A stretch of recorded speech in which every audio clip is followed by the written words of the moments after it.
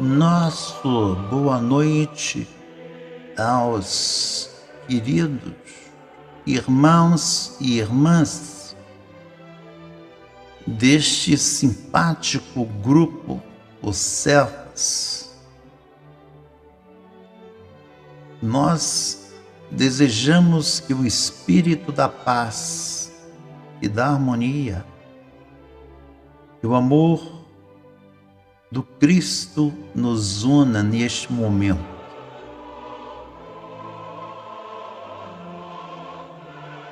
Vou pedir permissão aos irmãos e às irmãs para trazer uma abordagem que nos parece importante, dada a aflição que os ensinos dos Espíritos podem, por vezes, trazer como uma condição de aporia, porque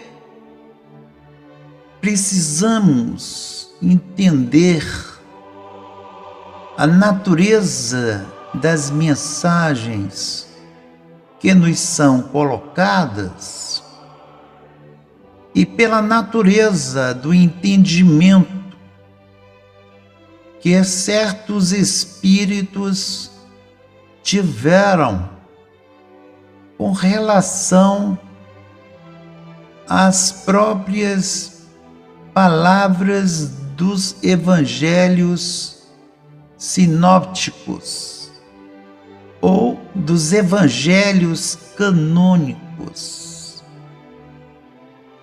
o que representa, como já propusemos em nossas coletâneas da sabedoria do Evangelho, como de grande desafio para o entendimento das coisas em uma dimensão não diminuta ou ortodoxa, mas numa outra visão mais ampliada.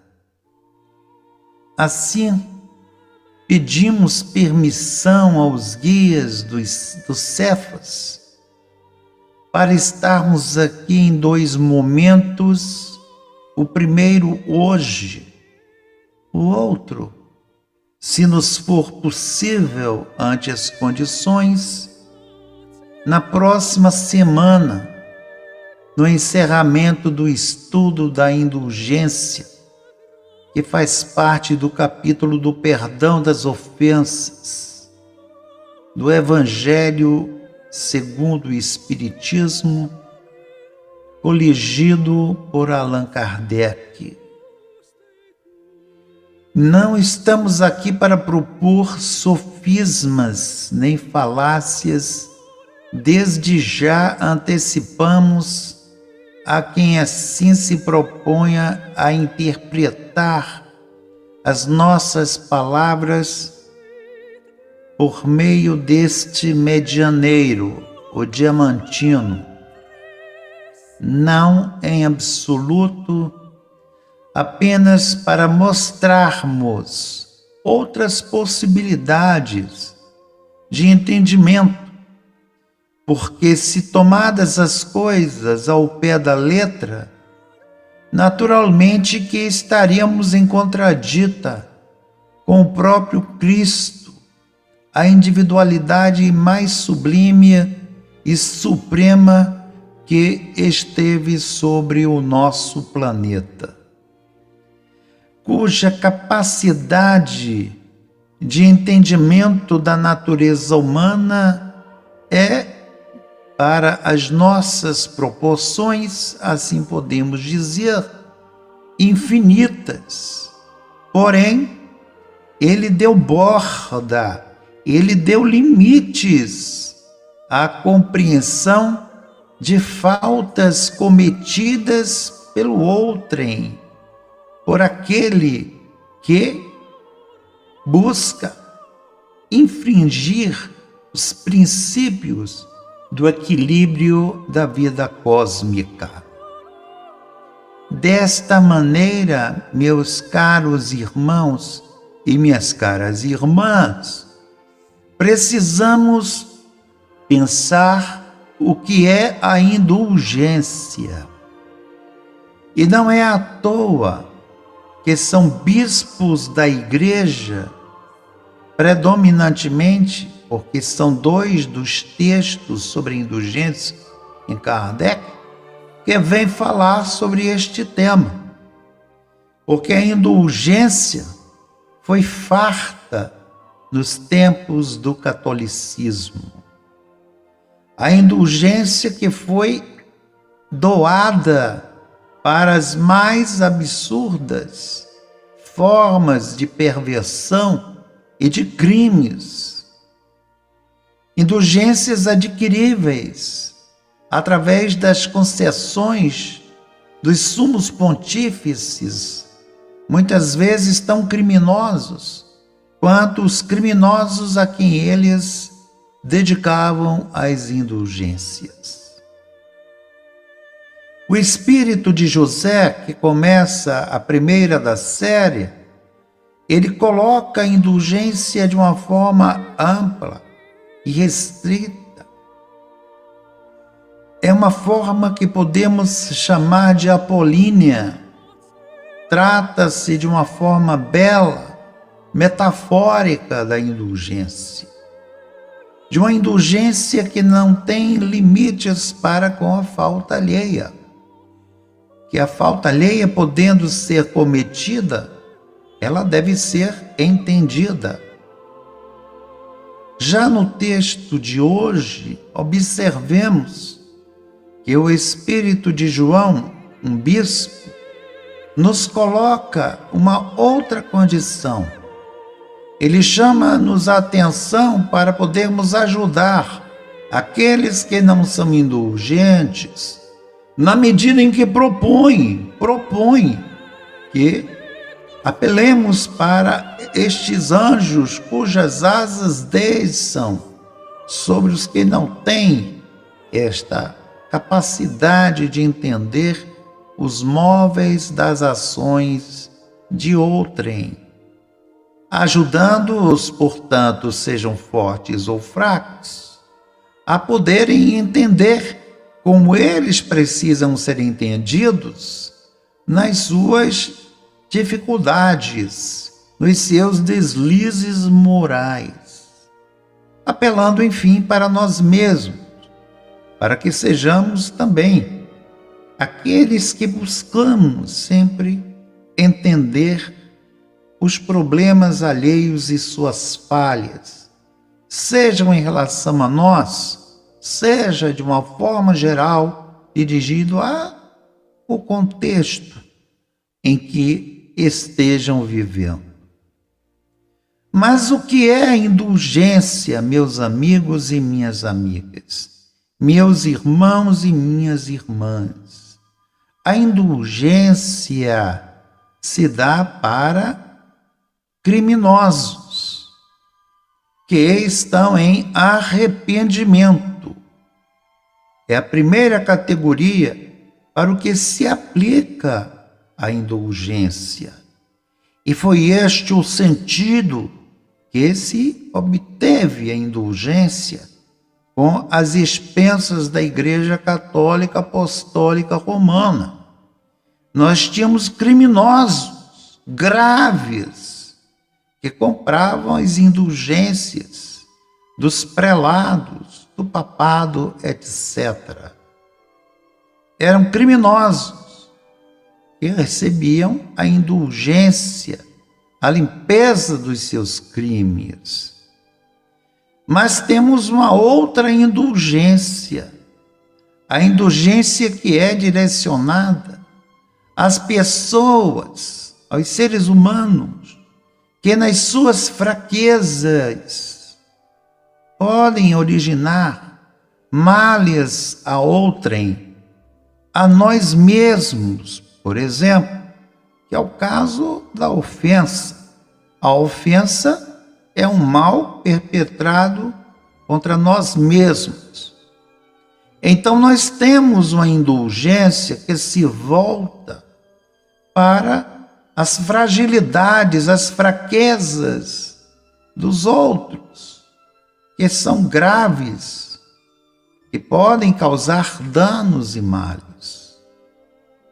E dentro disso, nós temos as fraquezas ou fragilidades dos outros que agem contra o seu semelhante em um nível que é um nível que chamaríamos de doloso, ou seja, que o faz sem intenção, e no nível culposo, em que age por um desejo próprio de cometer o mal contra o seu semelhante. Neste caso, pode-se dizer que é o criminoso da primeira categoria, eles se juntam.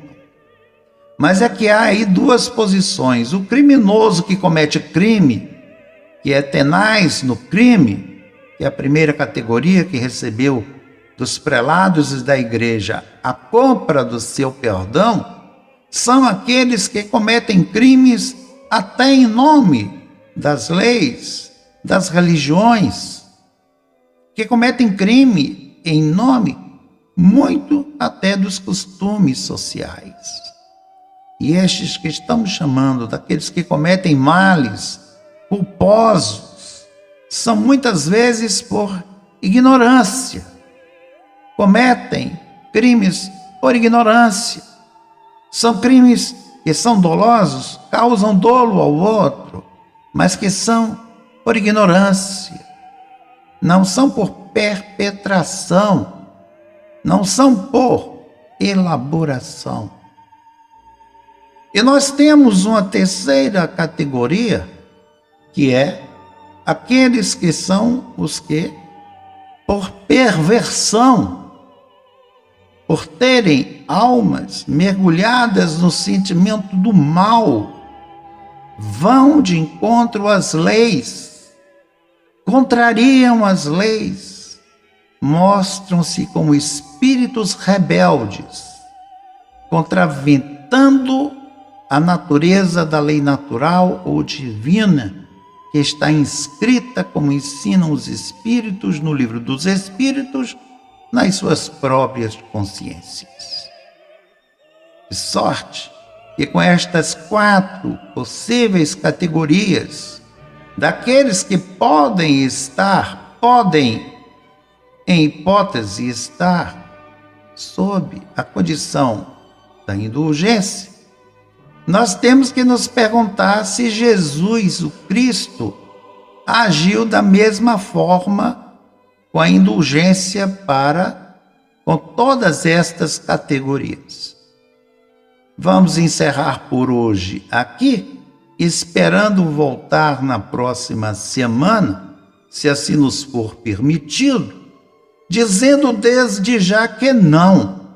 Jesus não dedicou indulgência de forma irreversível, ampla e irrestrita a todos aqueles que cometem faltas. Não foi assim que ele procedeu. Portanto, é preciso pensarmos se a indulgência deve ser tão ampla e irrestrita como podemos, de primeiro viso, interpretar nas proposições evangélicas em estudo. Queridos irmãos, queridas irmãs, encerramos então o capítulo de hoje da nossa fala, agradecendo a atenção de todos e de todas, e esperamos, se assim nos permitirem os guias, se assim nos permitirem as condições, de estarmos de volta na próxima semana, no último tópico de indulgência, para finalizarmos a nossa fala. Pedimos a paz do Cristo em nós e do Cristo cósmico em nossas vidas. O vosso amigo, o vosso companheiro, Carlos Pastorino. Que a paz de Deus habite em nosso recôndito.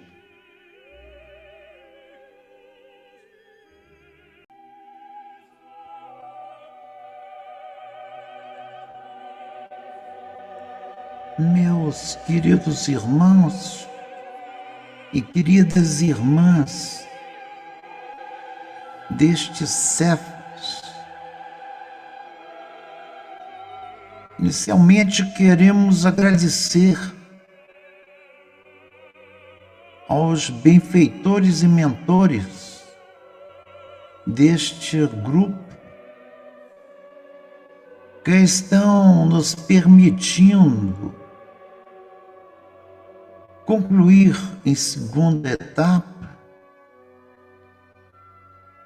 porque nos comprometemos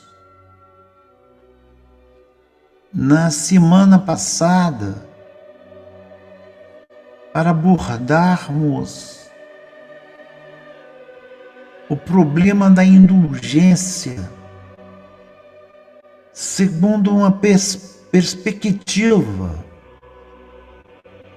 que nos dê mais clareza para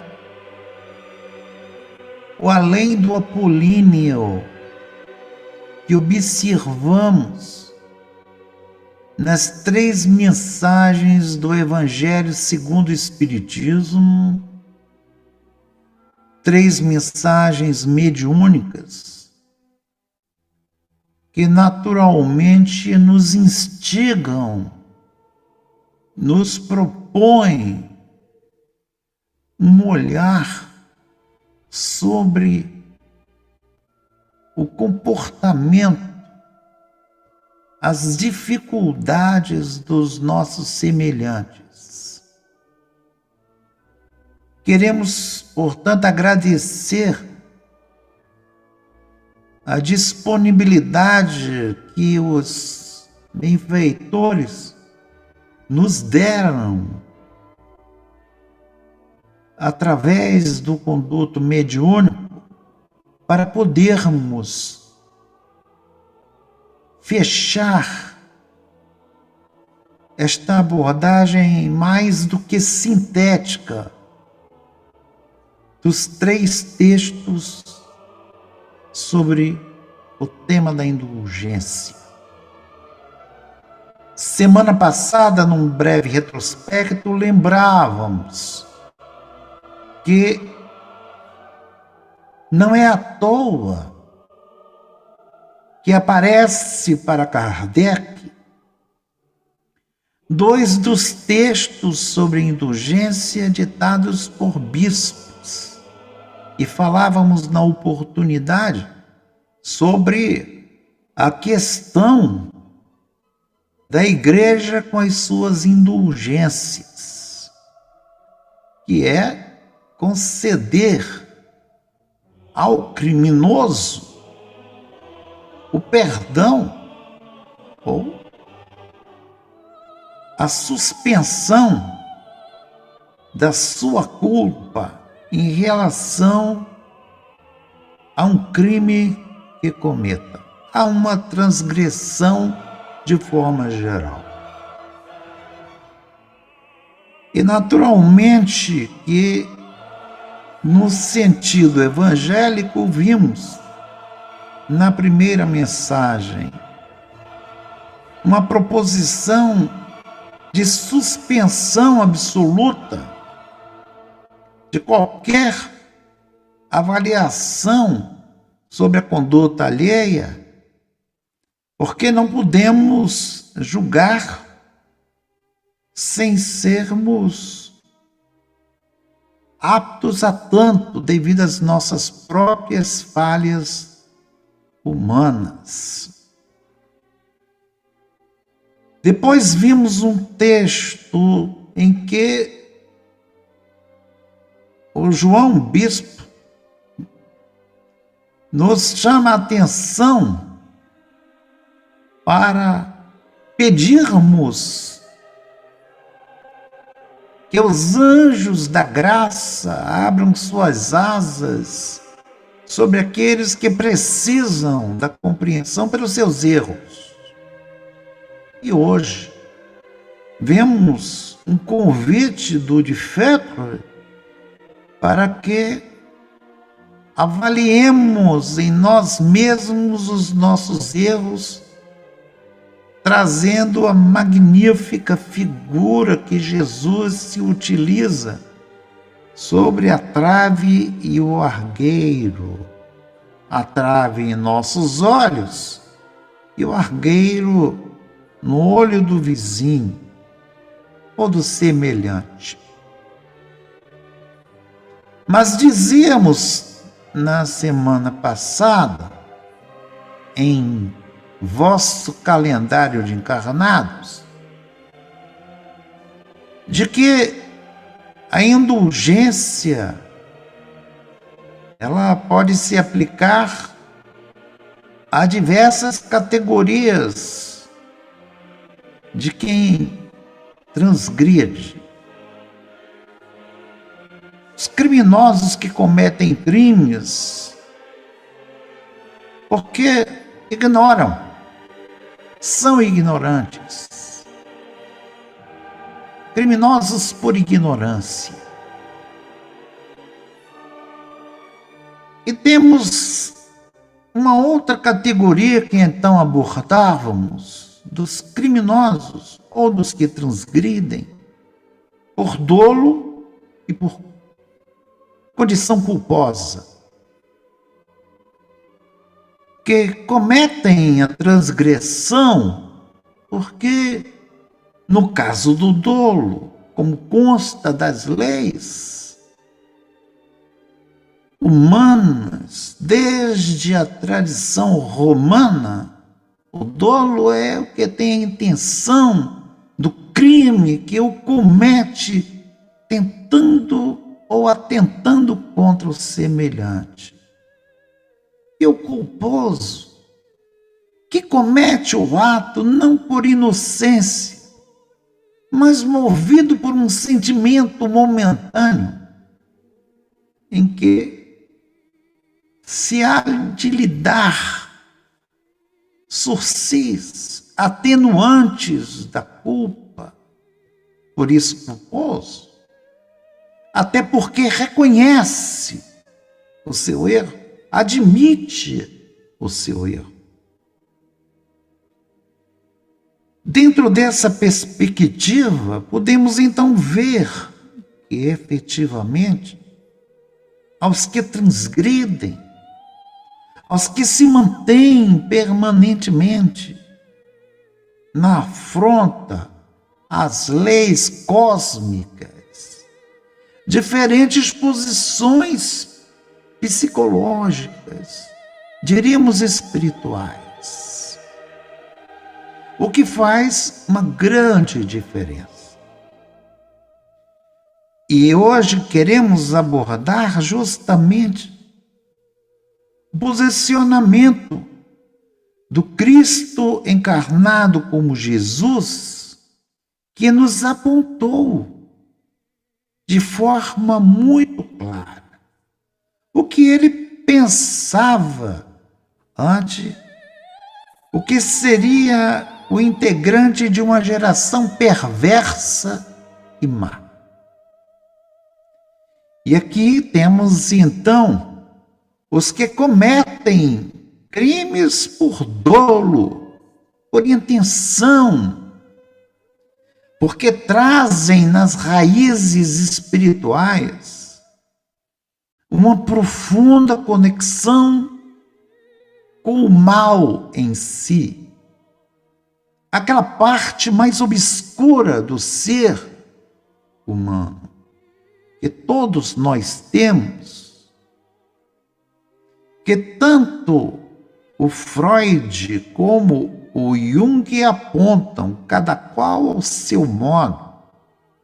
O Freud quanto à natureza agressiva e destrutiva do ser humano, e Jung com aquela porção da individualidade em que há sombra, com os seus obscuros mecanismos projetivos, representando podemos assim dizer, o mal, este mal que em nós significativamente habita, enquanto predomina a natureza egóica em nossos seres espirituais, e até que, pelas experiências transformativas, pós a irradiação da individualidade, a dizer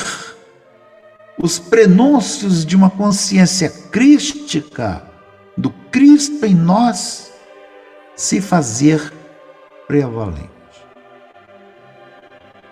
Desta forma, queridos irmãos, queridas irmãs,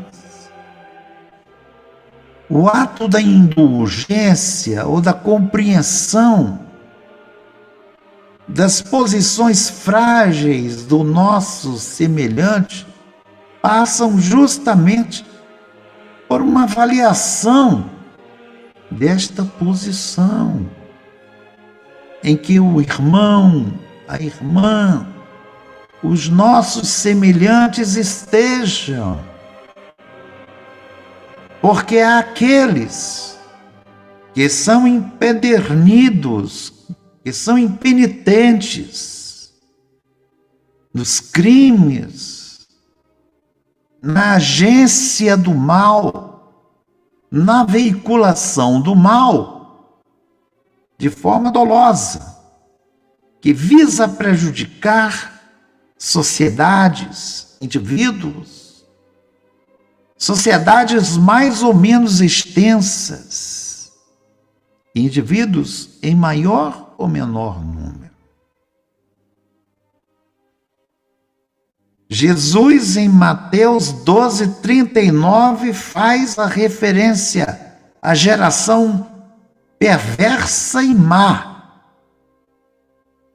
cuja previsão de ação da lei de causa e efeito nada tem de indulgente, porque será uma ação severa de reparação, de despertamento. E quanto mais dura é a condição irreversível na prática do mal, dos pensamentos maus, mais dura é a ação da lei, isto é reconhecido. E para tais, Jesus destinava este poderoso símbolo do fogo das geenas, onde há pranto e ranger de dentes.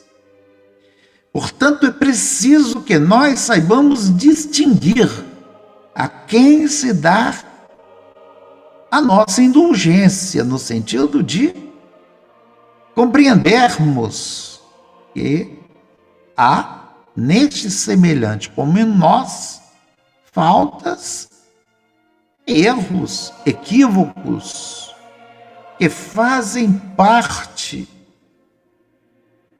da nossa condição espiritual ainda bastante inferior, mas no caminho do progresso moral e espiritual.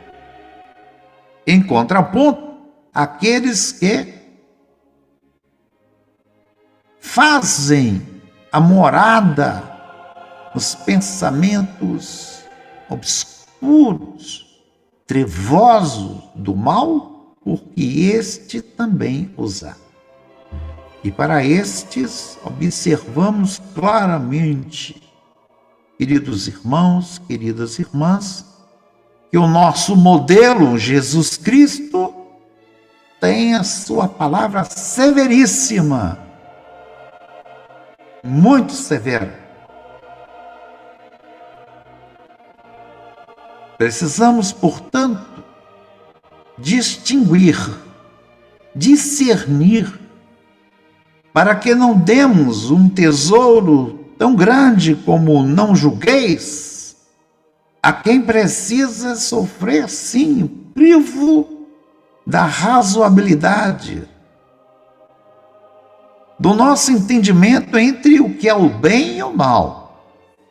Porque se formos indulgentes indiscriminadamente, podemos estar sendo comparsas de crimes e criminosos. Evocando, portanto, a noção de que há seres perversos que não merecem a indulgência bonificadora, como está nos ensinando o Evangelho segundo o Espiritismo, precisamos pensar nesta possibilidade para que não venhamos a compactuar com entidades malévolas, anticrísticas, que pretendem perpetuar o crime sem paga no nosso planeta. Podem acreditar, queridos irmãos, queridas irmãs, que estes não são poucos. Estão muitos encarnados, portanto, entre vós, e estão entre nós, aqui no plano espiritual, regendo muitas das ações infelizes que estão varando o nosso amado orbe, a Terra. Mas Jesus disse que estes já estão julgados e condenados. É por isso que, para aqueles que queiram despertar, João o Batista, o batizador, disse: arrependei-vos, porque os tempos estão chegados. A possibilidade, portanto, do arrepender-se. E esperamos que estes que ainda estejam impenitentes possam ser tocados pela luz divina e poderem se candidatar efetivamente para receberem a indulgência das suas próprias consciências, onde a lei de Deus está inscrita sob a influência do Cristo Cosmo, falando-lhes através do seu Cristo interno, que neles está soterrado pelo peso do mais exacerbado egoísmo, da mais exacerbada vaidade, do mais exacerbado orgulho. Esperamos ter contribuído para meditarmos sobre estes 3 textos numa perspectiva mais objetivista, embora difícil de objetivar o que é espiritual, tendo em vista a beleza profundamente apolínea destes 3 belos escritos do Evangelho segundo o Espiritismo, coligido pelo mestre leonês Allan Kardec.